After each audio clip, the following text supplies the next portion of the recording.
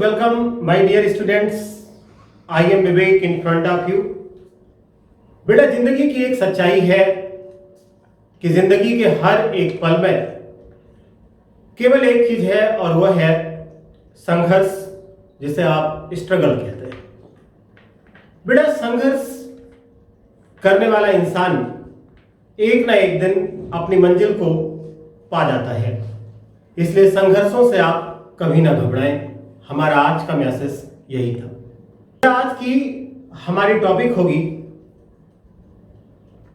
Valuation of goodwill के methods कौन कौन से और गुडविल को वैल्यूएट करने की नीड क्या है, मींस गुडविल वैल्यूएट कब करते हैं, ये हम टॉपिक आपसे आज डिस्कस करेंगे। बेटा गुडविल को वैल्यूएट करने की नीड क्या है, ये सबसे इंपॉर्टेंट है आपको समझना। मींस गुडविल को हम वैल्यूएट क्यों करें या गुडविल कब वैल्यूएट की जाती है, ये इंपॉर्टेंट है। बेटा डिफरेंट टाइप के बिजनेस ऑर्गेनाइजेशंस होते हैं, लाइक सोल प्रोप्राइटरशिप, पार्टनरशिप और कंपनी। सब में अपनी अलग अलग नीड है, बट जो हम आपसे डिस्कस करने जा रहे हैं, क्योंकि आपका जो टॉपिक चल रहा है वो पार्टनरशिप का चल रहा है, तो बेटा हम केवल डिस्कस आपसे करेंगे कि पार्टनरशिप बिजनेस में गुडविल को वैल्यूएट करने की नीड कब कब होती है। आप इस पॉइंट्स को समझना। देखिए लिखा need for the valuation of goodwill, means goodwill को हम वैल्यूएट कब करते हैं। लिखा है the need for valuation of goodwill in partnership arises in the following circumstances. मतलब पार्टनरशिप बिजनेस में गुडविल को वैल्यूएट इन 5 पॉइंट्स लिखे गए, कब हम लोग करते हैं। When there is a change in the profit sharing ratio among the existing partners, जो आपकी करंट यूनिट भी चल रही है। जब एक पार्टनर एडमिट होता है, जब कोई पार्टनर रिटायर होता है या उसकी डेथ होती है, जब एक पार्टनरशिप फर्म का बिजनेस सेल करता हूं और जब दो फर्म आपस में मिलकर एक नई फर्म बनाती हूं। तो बेटा ये टॉपिक था गुडविल को हम कब वैल्यूएट करते हैं। अब बेटा सबसे इंपॉर्टेंट बात आती है कि गुडविल को वैल्यूएट करने के कौन से मेथड्स हो सकते हैं। बेटा एक बात आप इस पे ये समझ लो, गुडविल इनटैंजिबल फिक्स्ड एसेट्स की कैटेगरी में आता है। और रियलिटी अगर मैं आपसे बात करूं तो गुडविल की वैल्यू कितनी होगी, ये बायर और सेलर के बीच का जो एग्रीमेंट होता है उस पर डिपेंड करता है। फॉर एग्जांपल बायर जो है यानी जो परचेजर है उस बिजनेस का, वो किसी एसेट्स के वैल्यू समझ लीजिए 28 लाख रुपीस है और वो उसके लिए 29 लाख रुपीस पे करता है। सेलर कहता है भाई 29 लाख रुपीस पर हम एग्री हैं, बायर कहता है हम भी एग्री हैं। तो बेटा 28 के लिए 29 आप पे कर रहे हो, मींस 1 लाख रुपीस आप एक्स्ट्रा पे कर रहे हो, वही तो गुडविल है। मींस रियल लाइफ में गुडविल की वैल्यू क्या हुई, गुडविल का मतलब क्या, एक्स्ट्रा अमाउंट। तो उस एक्स्ट्रा अमाउंट की कितनी होगी, वो वैल्यू क्या होगी, ये बायर और सेलर के एग्रीमेंट पर डिपेंड करता है। बट बेटा हमें तो मेथड्स पढ़ने, मतलब कुछ कॉमन मेथड्स हैं जो अप्लाई होते हैं गुडविल को वैल्यूएट करने में, मींस गुडविल की वैल्यू को एस्टिमेट करने में। तो बेटा अब हम इसी लेक्चर में आपसे डिस्कस करेंगे कि गुडविल के कौन कौन से मेथड्स होते हैं, उसका क्या फार्मूला है और कैसे उनका यूज करते हैं। बट आज के लेक्चर में हम केवल उसके फार्मूला यानी थ्योरी आपसे डिस्कस करेंगे।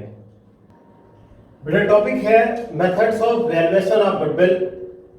बेटा गुडविल को वैल्यूएट करने के वेरियस मेथड्स होते हैं, बट क्लास 12th स्टैंडर्ड के अकॉर्डिंग केवल 3 मेथड्स का हम लोग यूज करते हैं। मतलब ये मेथड्स ही आपके सिलेबस में है, बाकी जैसे जैसे क्लासेस सीनियर होती जाती है मेथड्स बढ़ते जाते हैं।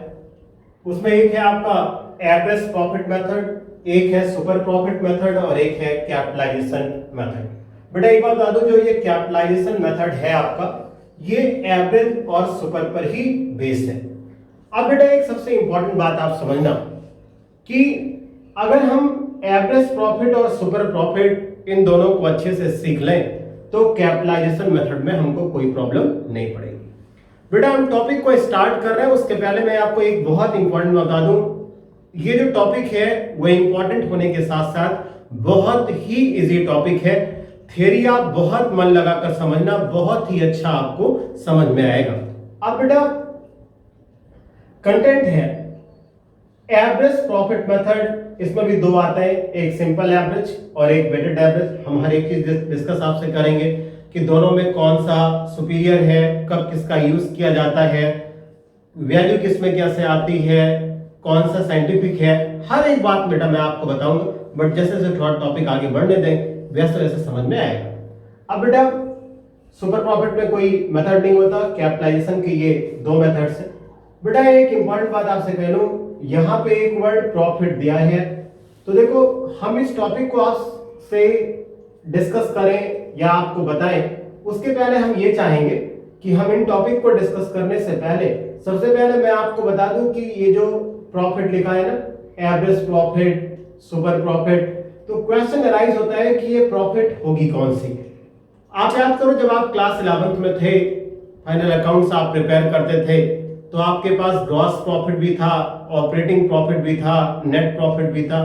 अब बेटा क्वेश्चन अराइज होता है कि बहुत सारे प्रॉफिट्स थे, यहां पर प्रॉफिट का सेंस क्या है, तो अब हम आपसे डिस्कस करने जा रहे हैं कि प्रॉफिट का सेंस क्या है, उसके बाद इस फार्मूले में कैसे क्या यूज करेंगे ये आपसे बताएंगे। बेटा सबसे इंपॉर्टेंट चीज जो मैं आपसे डिस्कस करने जा रहा हूं, बहुत ही ध्यान से आप हमारी बात को बहुत अच्छे से समझिएगा।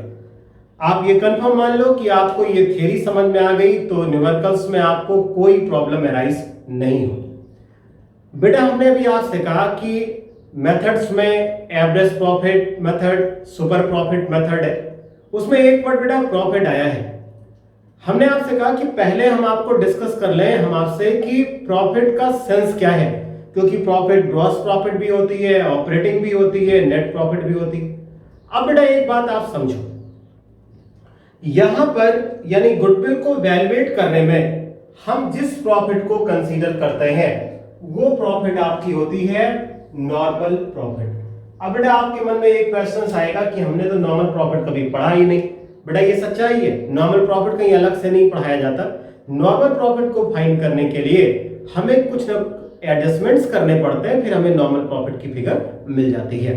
तो बेटा इसके कई नाम है, पहले ये समझ में आ जाए, normal profit, adjusted profit, maintainable profit और एक्चुअल प्रॉफिट, ये सारी चीजें।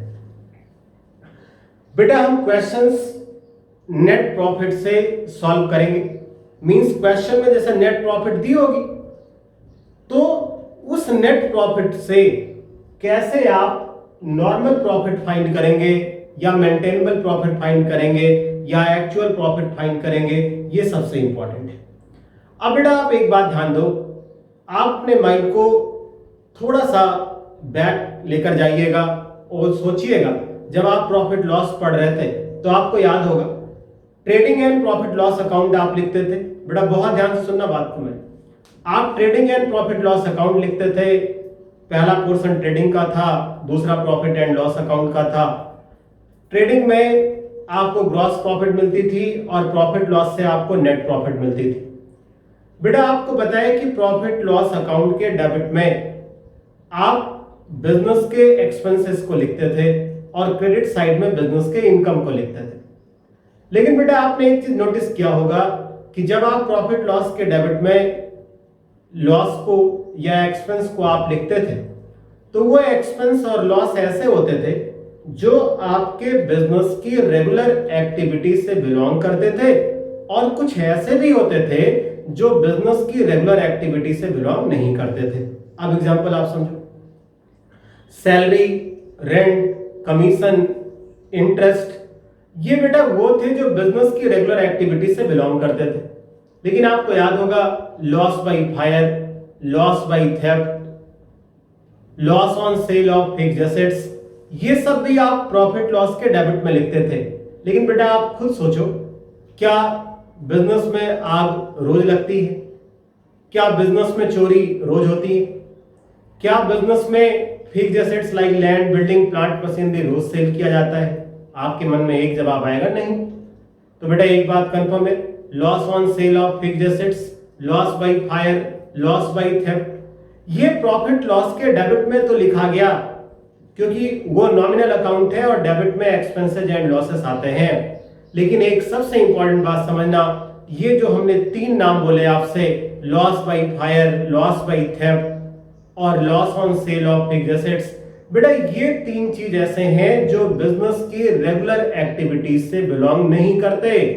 और बेटा एक बात आप सुन लो, ऐसा कोई भी एक्सपेंसेस या लॉस जो बिजनेस की रेगुलर एक्टिविटी से बिलोंग नहीं करता। मतलब ये कि ये वो चीजें हैं जो हर साल नहीं इनकी हैपनिंग्स होनी है। चोरी हर साल नहीं होगी, आग हर साल नहीं लगेगा, फिक्स्ड एसेट्स बार बार नहीं सेल होगा। मतलब ये वो एक्टिविटीज है जो बिजनेस में रेगुलर बेसिस पर नहीं होने। तो बेटा बिजनेस में जो एक्टिविटीज रेगुलर बेसिस पर नहीं है यानी एक्सपेंस एंड लॉस में, उसे हम कहते हैं एबनॉर्मल लॉस। ठीक इसी तरीके से प्रॉफिट लॉस के क्रेडिट साइड में आप बिजनेस की रेगुलर इनकम भी लिखते थे, like rent receive, commission receive, interest receive. लेकिन बेटा एक बात इसमें आप कंफर्म करना, आप उसके क्रेडिट साइड में कुछ ऐसी चीजों को भी लिखते थे जो रेगुलर जिनकी हैपनिंग्स नहीं होनी है। For example profit on sale of fixed assets, ये आप लिखते थे। इनकम फ्रॉम इन्वेस्टमेंट आप लिखते थे। बेटा यह इनकम फ्रॉम इन्वेस्टमेंट का मतलब ऐसा इन्वेस्टमेंट जो नॉन ट्रेडिंग है, मतलब जो इन्वेस्टमेंट बिजनेस से रिलेट नहीं करता, आपने कहीं और इन्वेस्ट कर रखा है, उसकी जो अर्निंग हुई है वो भी आपने लाके लिख दिया। तो बेटा अब आप समझना, प्रॉफिट लॉस के क्रेडिट साइड में आपने profit on sale of fixed assets लिखा। आप खुद सोचो, क्या आपके बिजनेस में फिक्स्ड एसेट्स का सेल बार बार होना है? आपके मन में क्वेश्चन आएगा, ऐसा तो नहीं है। तो बेटा अगर ऐसा नहीं है तो ये वो हैपनिंग्स है जो रेगुलर बेसिस की नहीं है, और जो हैपनिंग्स रेगुलर बेसिस पे नहीं होती उसे हम लोग कहते हैं एबनॉर्मल गेन। अब बेटा आप समझो, नेट प्रॉफिट को कैलकुलेट करने के लिए आप एक्सपेंसेस और लॉसेस, चाहे रेगुलर था चाहे इरेगुलर था, आपने माइनस कर दिया था और गेन को आपने प्लस कर लिया था। अब बेटा मैं आपसे कह रहा हूं कि हमें जो चीज कैलकुलेट करनी है वो हमारी नॉर्मल प्रॉफिट है या एडजस्टेड प्रॉफिट है या एक्चुअल प्रॉफिट है या मेंटेनेबल प्रॉफिट है। तो बेटा बहुत सिंपल सा तरीका आप सुन लो कैसे एडजस्ट करेंगे अगर ये आइटम्स क्वेश्चन में दिए गए हैं। तो नेट प्रॉफिट में एबनॉर्मल लॉस ऐड करते हैं और एबनॉर्मल गेन को माइनस करते हैं। तो बेटा अभी आप इतना डिटेल नहीं, लेकिन इतनी बात तो याद रखो कि नेट प्रॉफिट में एबनॉर्मल लॉस ऐड कर दिया जाएगा और एबनॉर्मल लॉस ऐड करेंगे और एबनॉर्मल गेन को माइनस करेंगे। अब मान लीजिए आपके मन में क्वेश्चन आता है कि ऐसा क्यों करेंगे, और जरूरी है मन में क्वेश्चन राइज होना भी चाहिए। तो बेटा इसको ऐसा इसलिए करेंगे, जैसे मान लो कोई आपसे पूछता है एबनॉर्मल लॉस ऐड क्यों किया, एबनॉर्मल गेन माइनस क्यों किया, तो बेटा सिंपल सा एक लाइन का तरीका है, to know the normal profit, या आप ऐसे कह सकते हो to calculate the normal profit और एक्चुअल प्रॉफिट। बेटा ये ऐड इसलिए हो रहा है, जब आप नेट प्रॉफिट कैलकुलेट किए थे तो आपने इनको डिडक्ट कर दिया था और इनको आपने ऐड कर रखा था। अब बेटा हमें उस चीज को सही करना है ना, तो जो चीज ऐड हो चुकी है उसे लेस करते हैं और जो चीज लेस हो जाई है उसे हम लोग ऐड करते हैं। तो इसी के नाते एबनॉर्मल लॉस को ऐड किया गया है और एबनॉर्मल गेन को माइनस किया गया है। तो बेटा एक बात आप सुन लो, गुडविल में जिस प्रॉफिट का यूज होता है वो प्रॉफिट आपकी नॉर्मल प्रॉफिट होती है या एडजस्टेड प्रॉफिट होती है या मेंटेनेबल प्रॉफिट होती है या एक्चुअल प्रॉफिट होती है। सपोज आपके क्वेश्चन में केवल नेट प्रॉफिट की फिगर दी हो, मतलब एबनॉर्मल लॉस और एबनॉर्मल गेन की फिगर ना दी हो, तो हम ये मान के चलेंगे, ये हमारा एजम्पशंस होता है, ये एज्यूम कर लेते हैं कि जो प्रॉफिट दी गई है वो प्रॉफिट ही अपने आप में क्या है, नॉर्मल प्रॉफिट है। मतलब फिर आपको सोचने की कोई जरूरत नहीं है। बट बेटा एक बात ध्यान रखना, अगर ये आइटम्स दिए गए हैं जिनको ऑलरेडी एडजस्ट किया गया था, तो आप नॉर्मल प्रॉफिट फाइंड करने के लिए जो है एबनॉर्मल लॉस को ऐड करेंगे नेट प्रॉफिट में और लेस करेंगे एबनॉर्मल गेन को। बेटा फर्स्ट मेथड है एवरेज प्रॉफिट मेथड। बेटा आप सही से आप समझना, क्योंकि अब फार्मूला यहां से स्टार्ट हो रहा है। पूरी कोशिश है कि हम आपको बहुत अच्छा समझा ले जाए। बेटा एवरेज प्रॉफिट मेथड में दो था, एक सिंपल एवरेज और एक वेटेड एवरेज। एक बात आप समझो इसमें कि सिंपल मेथड का यूज हम कब करते हैं और वेटेड एवरेज का यूज कब करते हैं। बेटा बिजनेस में प्रॉफिट्स जो है उनके साथ आप एक चीज पाते हो, कई बार ऐसा आप देखते हो कि प्रॉफिट या तो अप होती रहती है, मीन्स प्रॉफिट लगातार या तो इंक्रीजिंग ऑर्डर में मिलेगी या तो प्रॉफिट आपको डिक्रीजिंग ऑर्डर में मिलेगी। मतलब कोई ना कोई ऑर्डर आपको मिलेगा। मतलब लगातार बिजनेस में आप देखेंगे last 4 years, 5 years, 6 year, 10 years, तो प्रॉफिट या तो लगातार बढ़ रही होगी या तो प्रॉफिट लगातार घट रही होगी। इसको हम लोग ट्रेंड्स बोलते हैं। ट्रेंड्स का मतलब change in long term, means long term में जो चेंजेस आते हैं। तो लॉन्ग टर्म के चेंज का आपको मतलब सिर्फ यहाँ इतना समझना है, या तो प्रॉफिट बढ़ रही होगी या तो प्रॉफिट लगातार घट रही होगी। बेटा जब प्रॉफिट लगातार बढ़े या प्रॉफिट लगातार घटे तो ऐसी सिचुएशन में अच्छा माना जाता है यूज करना, और वो आपका होता है वेटेड एवरेज प्रॉफिट। बेटा वेटेड क्या है ये सब डिस्कस करेंगे। लेकिन बेटा जब प्रॉफिट में फ्लैक्चुएशंस होते हैं, मींस फर्स्ट ईयर में प्रॉफिट ज्यादा थी, सेकेंड ईयर में कम हुई, थर्ड ईयर में बढ़ गई, फोर्थ ईयर में बहुत कम हो गई, फिफ्थ ईयर में थोड़ा कम हुई, फिर सिक्स ईयर में बढ़ गई। जब प्रॉफिट फ्लैक्चुएट होती है, फ्लैक्चुएट का मतलब अप एंड डाउन होती है, मतलब कभी घटती है, कभी बढ़ती है, कभी बढ़ती है, कभी घटती है। अगर ऐसा होता है तो हम लोग यूज करते हैं सिंपल एवरेज प्रॉफिट मेथड का।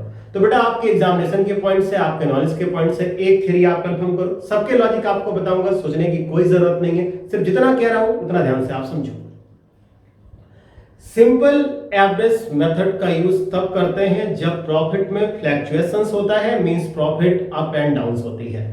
और वेटेड एवरेज मेथड का यूज तब करते हैं जब प्रॉफिट में ट्रेंड्स होता है, मतलब प्रॉफिट या तो इंक्रीज करती है या तो प्रॉफिट डिक्रीज करती है। तो बड़ा सिंपल सा एक तरीका आपके मन को अच्छे से सेटिस्फाइड करने के लिए कि एवरेज में सिंपल एवरेज का यूज तब करेंगे जब प्रॉफिट में फ्लैक्चुएशंस होंगे, और वेटेड का यूज तब करेंगे जब प्रॉफिट्स में ट्रेंड्स होगा, मींस प्रॉफिट कंटिन्यू इंक्रीज करती हो या प्रॉफिट कंटिन्यू डिक्रीज करती हो। बेटा ये तो मैंने आपको थ्योरी में बताया है, बट मान लो क्वेश्चंस आपका दे दे प्रॉफिट ट्रेंड्स में भी हो और कह दे कि find the value of goodwill bye simple average profit, तो आप जो मैं बोला वो अकल नहीं लगाओगे। ठीक है, क्वेश्चंस कह रहा है तो आप उससे सॉल्व कर दो। ये तो मैंने आपको बताया ना कि जब कभी ऐसे क्वेश्चंस लिखा हो और कह दे यूज एप्रोप्रिएट मेथड, तो आपके मन में आएगा कौन सा मेथड एप्रोप्रिएट है। तो बेटा बहुत आसान सा तरीका है, अगर प्रॉफिट फ्लैक्चुएट हो रही होगी तो सिंपल एवरेज यूज करना, अदरवाइज वेटेड एवरेज यूज करेंगे। अब हम आते हैं सिंपल एवरेज प्रॉफिट मेथड पे। बेटा सिंपल एवरेज प्रॉफिट मेथड को मैं गुडविल कैलकुलेट करने के लिए goodwill equal simple average profit into number of purchase years या नंबर ऑफ ईयर्स परचेज। अब बेटा नंबर ऑफ ईयर परचेज क्या है, इस पॉइंट पर मैं आपको डिस्कस अच्छे से कर लूंगा आपसे। नंबर ऑफ परचेज ईयर का सेंस क्या है ये आप समझना। बेटा इस मेथड में गुडविल का जो वैल्यूएशन है वो डिपेंड करता है प्रॉफिट पर। मतलब ये एक सबसे इजी मेथड अगर आप बात करें तो एवरेज प्रॉफिट है। और एक सबसे बड़ी बात आप ये समझो, ये एक ऐसा मेथड है जो बिजनेस में कैपिटल कितना इन्वेस्ट किया इससे गुडविल का कोई लेना देना नहीं है। प्रॉफिट ज्यादा मींस गुडविल ज्यादा, प्रॉफिट कम मींस गुडविल कम। मतलब ये मेथड पूरी तरीके से केवल प्रॉफिट पर बेस है। मतलब गुडविल की वैल्यू क्या होगी ये प्रॉफिट पर डिपेंड करता है। तो बेटा अब आप समझो, यहां लिखा है नंबर ऑफ परचेज ईयर, तो नंबर ऑफ परचेज ईयर का सेंस क्या है ये आप समझना। सपोज बिजनेस की प्रॉफिट 50,000 है और जो पार्टी है वो कह रही है कि हम गुडविल के लिए 1,50,000 आपसे लेंगे। ध्यान से सुनना बेटा, प्रॉफिट 50,000 है और वो कह रहा है कि हम गुडविल के लिए 1,50,000 लेंगे। तो एक बात कंफर्म है, 5 3 15 होता है, मतलब उसने आपसे 3 टाइम्स अपनी प्रॉफिट का पैसा लिया है। तो जो ये 3 टाइम्स आया, इसी 3 टाइम्स को हम कहते हैं number of purchase years. Example और सुन लो बेटा, प्रॉफिट सपोज 1 लाख रुपीस है और वो कह रहा है कि हम गुडविल का 5 लाख लेंगे। तो आप खुद सोचो ना कि गुडविल 5 लाख रुपए, कह रहा है हम 5 लाख रुपीस आपसे लेंगे एक्स्ट्रा, तो वो 5 लाख रुपीस गुडविल है। लेकिन क्वेश्चन अराइज होता है कि नंबर ऑफ परचेज ईयर का सेंस क्या है। तो प्रॉफिट 1 लाख रुपीस और वो कह रहा है हम 5 टाइम्स इसका हुआ। 5 टाइम्स कैसे, 1 into 5 करेंगे तभी तो 5 आएगा। मतलब वो आपसे 5 गुना मींस 5 टाइम्स ज्यादा ले रहा है। तो ये जो 5 टाइम्स 3 टाइम्स 4 टाइम्स आया, इसी को हम लोग कहते हैं नंबर ऑफ परचेज ईयर। और बेटा ये डिपेंड करता है कि जो बायर या सेलर्स होते हैं ये आपस में म्यूचुअल में कैसा एग्रीमेंट्स करते हैं, या अगर एडमिशन है तो वहां पे कैसी कंडीशंस रखी गई, रिटायरमेंट है या डेथ है तो क्या सिचुएशन होगी, ये तो क्वेश्चंस पर डिपेंड करेगा। बट आपके माइंड में सिर्फ इतना आप समझ लो कि नंबर ऑफ परचेज ईयर्स का मतलब कि हमें उतने टाइम्स एक्स्ट्रा पैसा हमें चाहिए एज अ गुडविल के लिए। अब बेटा सिंपल एवरेज प्रॉफिट मेथड का फार्मूला होता है goodwill equal simple average profit into number of purchase years. और बेटा मैं आपको रियल बता दूं 12th स्टैंडर्ड तक number of purchase year questions में दिया होता है सिंपल एवरेज प्रॉफिट, यानी जो ये एवरेज प्रॉफिट है ये कैसे कैलकुलेट करेंगे ये इंपॉर्टेंट है। तो बेटा एवरेज प्रॉफिट कैलकुलेट करने का तरीका है टोटल प्रॉफिट्स और लॉस। ये लॉस हमने क्यों लिख दिया, सपोज बेटा आपका क्वेश्चंस में जो दिया है वो 5 इयर्स की प्रॉफिट दी गई थी। अब 5 इयर्स की प्रॉफिट दी गई थी और पता ये लगा कि उन 5 इयर्स में 1 ईयर लॉस का भी था, मींस 4 इयर्स का प्रॉफिट था और 1 ईयर का लॉस था। तो जब आप टोटल करोगे तो ऐसा नहीं कि केवल प्रॉफिट का टोटल कर लोगे, लॉस को आप छोड़ दोगे, ऐसा नहीं करोगे बेटा। आप 4 इयर्स के लॉस को ऐड करोगे और जो 1 ईयर की जो 4 इयर्स की प्रॉफिट है उसको आप ऐड करेंगे और जो 1 ईयर का लॉस है उसको डिडक्ट कर देंगे। मींस ये कि प्रॉफिट ऐड की जाती है और लॉस को माइनस किया जाता है, इसीलिए हमने लिखा टोटल प्रॉफिट्स और लॉस। और अपॉन करेंगे total number of years. Total number of years का मतलब आपके प्रॉफिट के 4 इयर्स थे, लॉस का 1 ईयर था, तो नंबर ऑफ ईयर्स कितने हुए 5 हुए, तो टोटल नंबर ऑफ ईयर्स में कितना आ जाएगा 5 आ जाएगा। तो बेटा मैं इतना आपको अच्छे से याद भी करा दूं, गुडविल इक्वल फार्मूला ऐसे याद रखो average profit into number of purchase years और average profit equal total profits upon total number of years. कई बार आप क्वेश्चंस करोगे ना तो फार्मूले अपने आप आ जाएंगे। अभी आज थ्योरी क्लास समझ में अच्छा आएगा। फिर ध्यान दो सेकंड आता है वेटेड एवरेज प्रॉफिट मेथड। तो बेटा इसमें क्या है, बेटा वेटेड जो वर्ड दिया है इसका मतलब आप समझ लो, वेटेड का मतलब होता है प्रेफरेंस देना। अब प्रेफरेंस का सेंस क्या है ये चीज आपको समझनी है कि जो वेटेड वर्ड है, यानी वेटेड का मतलब क्या है या हम कैसे इनको समझते हैं। तो वेटेड जो है इट मींस आप प्रेफरेंस क्या देते हो। तो एक चीज सबको पता है, जिस ईयर की प्रॉफिट ज्यादा होती है उसको हम ज्यादा प्रेफरेंस देते हैं क्योंकि वो ईयर हमको लगता है यार इस ईयर में प्रॉफिट मेरी ज्यादा थी। जिस ईयर में प्रॉफिट थी उससे उसको कम वैल्यू देते हैं, जिस ईयर प्रॉफिट और कम होती है उसको और वैल्यू कम देते हैं। मीन जैसे मान लीजिए किसी प्रॉफिट 1 लाख थी तो आप उसे रैंक 1 देंगे, फिर प्रॉफिट 80,000 हो गई तो वो रैंक 2 में आ जाएगा, फिर मान लीजिए प्रॉफिट 60,000 हो गई तो रैंक 3 में आ जाएगा। तो जिससे बेटा आप रैंक कहते हो, जिसे आप प्रेफरेंस कहते हो, उसी को यहाँ पे वेटेड नाम दिया गया है। तो वेटेड एवरेज प्रॉफिट मेथड में गुडविल का फार्मूला है goodwill equal weighted average profit. बेटा एक बात ध्यान देना, दोनों में एक चीज कॉमन है, एवरेज प्रॉफिट यहां भी है बट ये है कि ये सिंपल एवरेज है और ये आपका वेटेड एवरेज है। तो weighted average profit into number of purchase year. Weighted average कैसे आता है, weighted average profit equal total weighted profit upon total weight और weighted profit equal profit into weight. बेटा एक इंपॉर्टेंट चीज आप समझना, देखो अभी केवल हमने फार्मूला आपसे डिस्कस किया है, आपके मन में ये क्वेश्चंस अराइज होता है, बेटा हर किसी के होता है। हम भी लोग जब स्टूडेंट्स लाइफ में थे तो ऐसे आदत है कि यार कैसे याद होगा, कैसे चीजें समझ में आएंगी। तो बेटा आप इस बात की चिंता 1% भी मत करिए। आप जिस तरह मैं बता रहा हूँ 2-3 बार आप इन लेक्चर्स को मतलब अच्छे से सुनिए, अच्छे से समझिए तो आपको अच्छा समझ में आ जाएगा। और जब हम न्यूमेरिकल्स करेंगे तो ये कॉन्सेप्ट आपके अपने आप और अच्छे से क्लियर हो जाएंगे। नेक्स्ट लेक्चर में न्यूमेरिकल्स ही है। अब बेटा आप ध्यान दो, एवरेज प्रॉफिट मेथड में एक इसकी ड्रॉबैक्स है और इसकी ड्रॉबैक्स ये है कि एवरेज प्रॉफिट जो है ये बिजनेस में कितना कैपिटल लगा है इस बात को कंसीडर नहीं करता गुडविल को फाइंड करने में। यही इसकी ड्रॉबैक्स हो सकती है। इस ड्रॉबैक्स को रिमूव करने के लिए हम लोग यूज करते हैं सुपर प्रॉफिट मेथड का, वो आप देखना। बेटा सेकंड आपका है सुपर प्रॉफिट मेथड का। सुपर प्रॉफिट मेथड में गुडविल कैलकुलेट कैसे करेंगे ये आपको अब समझना है। बेटा अभी आपने पढ़ा एवरेज प्रॉफिट, हम आपको याद करने का एक बहुत छोटा तरीका बता दें। जब एवरेज प्रॉफिट से गुडविल कैलकुलेट करते हैं तो फार्मूला होता है average profit into number of purchase year. बेटा छोटे छोटे पॉइंट्स याद रखो, बाकी डिटेल अपने आप तैयार हो जाएगा धीरे धीरे। और जब आप सुपर प्रॉफिट से कैलकुलेट करते हैं तो फार्मूला हो जाता है एवरेज की जगह पर सुपर का यूज कर दो, means super profit into number of purchase year. देखो दो फार्मूला कितना आसान हो गया। एवरेज प्रॉफिट से गुडविल चाहिए तो average profit into number of purchase year, और सुपर प्रॉफिट से गुडविल चाहिए तो super profit into number of purchase year. अब बेटा डिटेल डिस्कशंस में हम आपके साथ चलते हैं। सुपर प्रॉफिट क्या है, ये सबसे इंपॉर्टेंट चीज होती है। बेटा सुपर प्रॉफिट जो वर्ड दिया है, तो सुपर प्रॉफिट का मतलब होता है, सुपर जो वर्ड है इसका मतलब एक्स्ट्रा प्रॉफिट होती है। अगर आप नॉर्मल बात करें ना, सुपर का मतलब एक्स्ट्रा, जिसको आप हिंदी में अधिक या ज्यादा बोलते हैं।